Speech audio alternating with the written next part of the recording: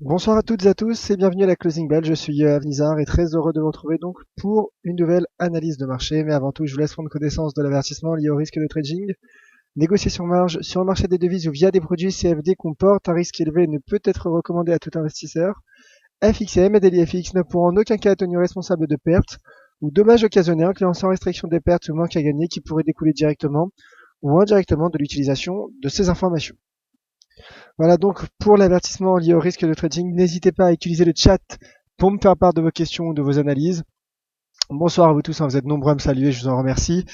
Et débutons donc cette analyse, ce webinaire par le cours de l'indice CAC 40, le CAC 40 qui a maintenu ses 4000 points et c'est peut-être l'information du jour sur les marchés, d'un point de vue technique en tout cas, puisque le CAC 40 donc n'est pas parvenu à poursuivre sa baisse, sa baisse. Il est resté sur 7 séances de baisse consécutives qui hier l'avaient fait clôturer sous les 4000 points, mais aujourd'hui rebond technique, bien aidé notamment par l'intervention de Janet Yellen devant le Congrès américain. Alors que s'est-il dit de Janet Yellen? Écoutez, Janet Yellen, on va dire, a tempéré la dernière intervention, enfin l'intervention du mois de décembre de la Réserve fédérale qui durant laquelle la Réserve fédérale avait relevé ses taux pour la première fois depuis près de 10 ans.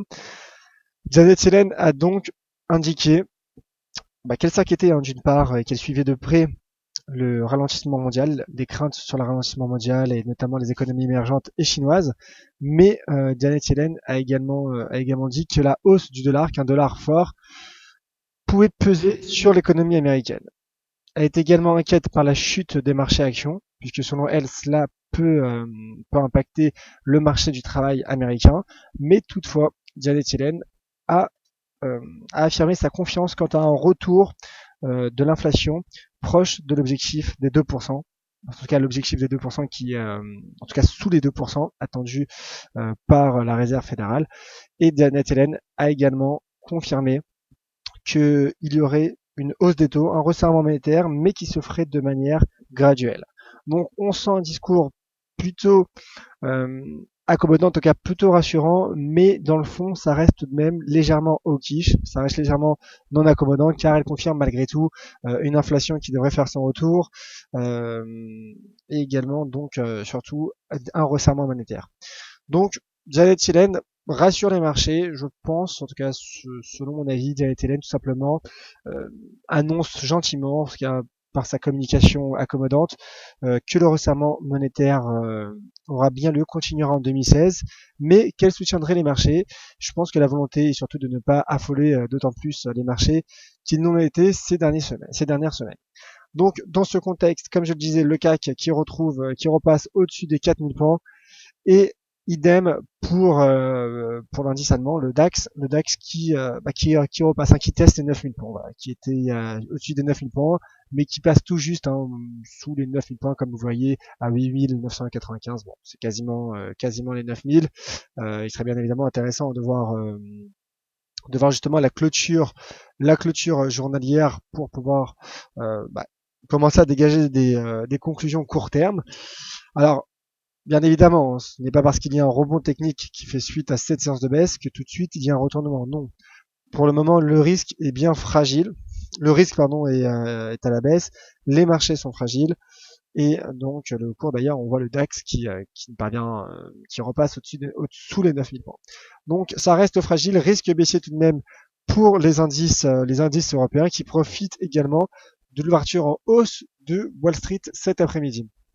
Autre information importante du jour, il s'agit de la publication des stocks de brut aux États-Unis, des stocks hebdomadaires de brut qui ont provoqué, comme d'habitude, une forte volatilité sur les marchés. Forte volatilité. Alors pour ceux qui n'ont pas suivi cette publication, sachez Sachez qu'il y a eu un déstockage sur les stocks de pétrole brut aux États-Unis la semaine passée, puisqu'il y a eu un déstockage de 754 000 barils, alors que le consensus s'attendait à 2 850 000 barils stockés. Donc, déstockage inattendu. Les stocks d'essence, toutefois, battent les attentes du consensus. Réaction du marché immédiate qui a été plutôt positive, mais comme d'habitude, quelques minutes plus tard, et comme en témoigne cette forte mèche haute de 16h30, donné 30 minutes, le cours s'est ensuite replié. Donc le cours du pétrole teste ses plus bas annuels, a atteint d'ailleurs aujourd'hui ses plus bas annuels, malgré donc un déstockage, et ce qui confirme bien finalement la fragilité également des cours du pétrole et la faiblesse. Le marché ne parvient toujours pas à casser de résistance, comme la semaine dernière, malgré une contradiction, en tout cas une réaction plutôt contradictoire des marchés au vu de cette publication. Et le pétrole donc qui est sous pression, et là je pense en effet que si l'on passe sous les plus bas annuels, ce qui est en train de se passer, le cours pourrait atteindre les 25 $ dans les prochaines séances. Il s'en approche fortement en tout cas. Voilà donc pour le cours du pétrole. Un mot tout de même sur le cours de l'once d'or, qui au même titre que les valeurs que le yen, que le Bund, donc qui profite de leur aspect refuge, progresse encore aujourd'hui. L'once d'or reprend sa marche en avant après une séance de stabilisation hier. Toutefois, on attend également de la volatilité demain sur l'once d'or et sur les marchés. Pourquoi ? Car Janet Yellen interviendra une nouvelle fois, mais cette fois-ci devant le Sénat américain demain. Bien évidemment, je débrieferai tout ça dans la closing bell. Et un mot bien évidemment pour finir sur le taux de change euro-dollar. Le taux de change euro-dollar qui se contracte aujourd'hui, qui se replie sous les 1,13 $. Comme je l'ai expliqué, le dollar américain ne parvient pas à casser ce support à 12 040 points et cette droite de tendance haussière formée depuis la séance du 14 mai. Le dollar américain qui est toutefois qui se stabilise, qui profite également, comme je l'ai expliqué, des déclarations de Janet Yellen qui indiquent que un resserrement monétaire devrait avoir lieu, devrait se poursuivre en tout cas en 2016. Donc l'euro-dollar reste haussier malgré un repli effectué aujourd'hui, un repli technique donc, et le dollar tient son support. Dernière information, elle concerne l'analyse sectorielle. Les valeurs bancaires qui ont fortement pénalisé les bourses européennes durant ces dernières semaines rebondissent aujourd'hui, soutenant ainsi le rebond des indices européens et du CAC 40 qui prend 1,59% dans les derniers échanges. Je crois que le CAC a clôturé à plus 1,59 sur le marché spot et le DAX prend 2,02%. Donc voilà. Voilà, c'est aussi Wall Street également qui s'inscrit dans le vert à l'ouverture. Rebond technique des marchés actions soutenu par l'audition de Janet Yellen. Passons à présent aux questions. Et c'est Tony qui nous met un graphique. Bonsoir Tony qui nous met donc un graphique du taux de change USD-Yen.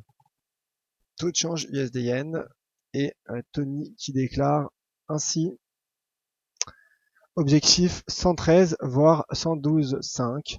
Donc Tony qui est baissier sur l'USD-Yen, je suis assez d'accord avec Tony, car finalement le yen, comme je le disais pour l'once d'or, sont pour le moment haussiers au vu de ce climat qui est toujours animé par l'aversion pour le risque. Et donc le yen en profite, le dollar qui, malgré une séance de stabilisation, se replie face au yen qui est fort depuis le début d'année. Alors, commentaire de la part de François. Bonsoir, le DAX semble retracer à la baisse. Oui, comme je le montrais, en effet, le DAX est repassé sous les 9000 points. En tout cas, il teste les 9000 points. Donc oui, il s'agit peut-être d'une prise de bénéfice à l'approche de cette fin de séance. Finalement, le marché, comme je le disais, reste fragile et le risque est baissier. Donc finalement, les investisseurs ont pu se dire qu'après une séance de rebond, il valait peut-être mieux effectuer une prise de bénéfice.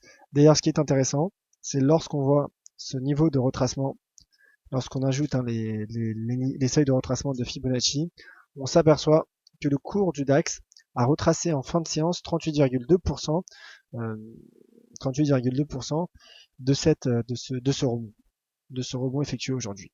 Donc c'est intéressant. Voilà. Donc le cours qui teste d'ailleurs également un niveau d'inversion de polarité que l'on remarque ici à 8995, proche des 9000 en tout cas, qui est un seuil également psychologiquement important. Donc c'est la raison pour laquelle ce seuil à 9000 points sera important à surveiller dans les prochaines séances. À nouveau Tony,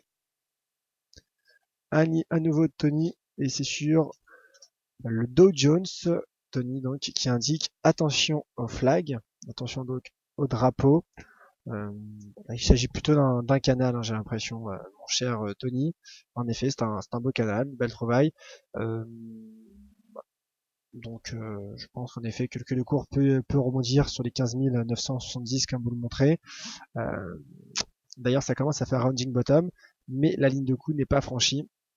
Donc, d'ailleurs, le support, même la résistance par contre, la résistance à 16 000, en effet, est en train d'être testée. Le seuil à 16 000, pardon, le support. Donc, en effet, c'est un canal intéressant. Il peut y avoir un rebond, d'ailleurs. On voit que Wall Street rebondit. Ce rebond peut se poursuivre. Pourquoi pas jusqu'au 16 200 points dans les prochaines séances. Si bien évidemment, ce rebond technique se poursuit dans les prochaines séances. Et c'est la raison pour laquelle j'invite à être prudent, notamment demain, avec le discours de Janet Yellen devant le Sénat américain.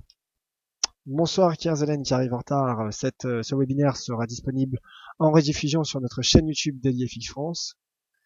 Et question de la part d'Olivier. Bonsoir. Pensez-vous que l'euro-dollar peut remonter jusqu'à 1,13 ce soir? Écoutez, potentiellement, j'ai envie de dire, on voit que techniquement, en tout cas, le cours teste un seuil à court terme, un seuil intéressant, à 1,1208.